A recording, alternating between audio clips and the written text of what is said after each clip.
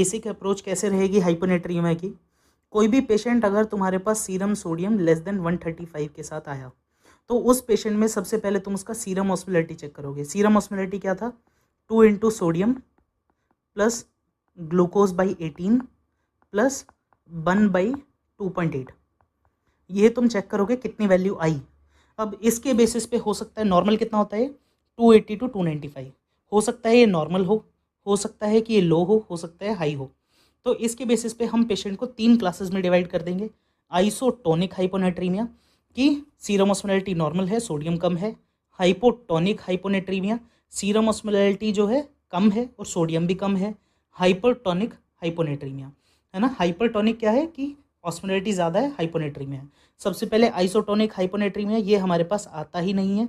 ये पहले आया करता था क्योंकि इसके अंदर जो प्रोटीन्स हैं और साथ में हमारे पास लिपिड्स हैं वो रिएजेंट के साथ इंटरफेयर करते थे और उसको हमें फॉल्सली दिखाते थे कि हाइपोनेट्रीमिया है। इसको बोलते हैं शूडो हाइपोनेट्रीमिया। ये आज के टाइम पे दिखता ही नहीं है। दूसरा हाइपरटोनिक हाइपोनेट्रीमिया। हाइपरटोनिक हाइपोनेट्रीमिया में क्या हो रहा है, यहाँ पे मेरे पास किसी भी वजह से ब्लड के अंदर सॉल्यूट बढ़ गए जो वाटर को पुल कर रहे हैं, तो जिसकी वजह से मुझे डाइल्यूशनल हाइपोनेट्रीमिया दिख रहा है। कॉज क्या हो सकता है? हाइपरग्लाइसीमिया, जो ग्लूकोज है वो बढ़ गया, मैनिटॉल, सॉर्बिटॉल, ग्लिसरॉल, माल्टोज या फिर कोई रेडियो कॉन्ट्रास्ट एजेंट दे दिया। ठीक है, अब मेन हमारे पास आता है जो हाइपोटोनिक हाइपोनेट्रीमिया, जिस पेशेंट में दिमाग लगाना है। हाइपोटोनिक हाइपोनेट्रीमिया जैसे ही मेरे पास पेशेंट आएगा ऐसे में मैं पेशेंट का वॉल्यूम स्टेटस चेक करूंगा। क्या पेशेंट मेरा हाइपोवॉल्यूमिक है, क्यों वो फ्लूइड डेफिसिट में है ना। मतलब फ्लूइड डेफिसिट मतलब पेशेंट डिहाइड्रेटेड लग रहा है। यू वॉल्यूमिक है कि डिहाइड्रेटेड तो नहीं लग रहा है, सही लग रहा है।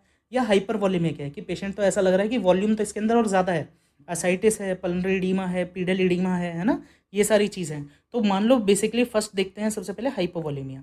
कोई भी पेशेंट अगर हाइपोवॉल्यूमिक आएगा इसका मतलब क्या है, कहीं से ना कहीं से पानी भी निकल रहा है और सॉल्ट भी निकल रहा है।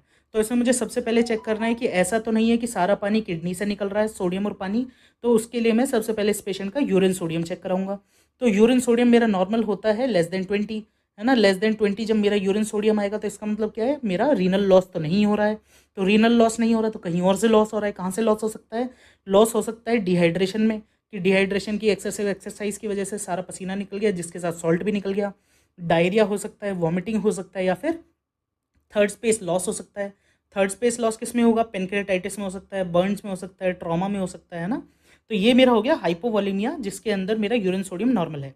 अब मेरे पास यूरिन सोडियम मान लो बढ़ा हुआ आ गया, यूरिन सोडियम बढ़ा हुआ आ गया यानी मोर देन 20, तो इसके अंदर रीनल लॉस हो रहा है। रीनल लॉस में क्या हो सकता है? हो सकता है मैंने डायरेटिक दिया हो, एस इनहिबिटर्स दिए हो, कोई किडनी में डिजीज़ हो, नेफ्रोपैथी हो, या फिर मिनरलोकॉर्टिकॉइड की डेफिशिएंसी हो, या फिर सेरिब्रल सॉल्ट वेस्टिंग हो। ठीक है, अब अगर मेरे पास वही पेशेंट आया, वॉल्यूम स्टेटस मैंने देख लिया हाइपोवॉल्यूमिक, दूसरा है मेरे पास हाइपर वॉल्यूमिक, अगर वॉल्यूम स्टेटस ज़्यादा है कि फ्लूइड ओवरलोड में लग रहा है, तो ऐसे में हमें पता है क्या क्या कॉजेज होते हैं पेशेंट के। जो patient ascites, pulmonary oedema, pedal oedema के साथ आ सकते हैं, heart failure, cirrhotic liver disease, nephrotic syndrome, या एडवांस किडनी इंजरी या सीकेडी पेशेंट्स है ना, क्रॉनिक किडनी डिजीज के। तो ये मेरा हाइपर वॉल्यूमिक हो गया। और तीसरा हमारे पास होता है यू वॉल्यूमिक। यू वॉल्यूमिक के अंदर हम क्या देखेंगे? यू वॉल्यूमिक में मतलब कि हमारे पास वॉल्यूम स्टेटस ठीक है। तो वॉल्यूम स्टेटस ठीक है तो क्या दिक्कत आई कि हमारे पास फ्लूइड बढ़ गया, फ्लूइड इसमें ब्लड के अंदर बढ़ गया जिसकी वजह से हमारा जो सोडियम है वो रिलेटिवली कम होने लगा। तो ऐसे में रोल आता है एडीएच हार्मोन का। तो ऐसे में कोई भी कारण है जिसकी वजह से एडीएच बढ़ गया, सारे कॉजेज क्या हो सकते हैं ऐसे एडीएच बढ़ने के? वो फर्स्ट कॉज है SIADH, syndrome of inappropriate ADH release. दूसरा है पोस्ट ऑपरेटिव हाइपोनेट्रीमिया, हाइपोथायरॉयडिज्म, जो कार्डियक आउटपुट को कम करेगा। कार्डियक आउटपुट कम होगा, रीनल परफ्यूजन कम होगा, रीनल परफ्यूजन कम होगा तो एडीएच बढ़ जाएगा। तीसरा हो सकता है साइकोजेनिक पॉलीडिप्सिया, पेशेंट पानी ज़्यादा पी रहा है। बियर प्रोटोमीनिया की यानी वही रिलेटिवली पानी बढ़ गया। फिर कुछ ड्रग्स होती हैं जो हमारी एडीएच रिलीज करती हैं ज़्यादा, है ना। तो ये हमारा बेसिक अप्रोच रहेगी कोई भी पेशेंट का। जो पेशेंट हमारे पास सोडियम लेवल लेस देन 135 आएगा, हाइपोनेट्री में आएगा, किस तरह से उसे अप्रोच करेंगे जिससे हम कॉज को आइडेंटिफाई कर सकें, है ना। ये हमारा शॉर्ट में है, डिटेल में वीडियो आप देख लेना पीछे दी हुई है। तो इस वीडियो में हम डिटेल में पता लगा सकते हैं कि कॉज क्या है, प्लस उस कॉज को किस तरह से अप्रोच करेंगे और उस कॉज के अकॉर्डिंग हम उसका ट्रीटमेंट कैसे करेंगे, है ना।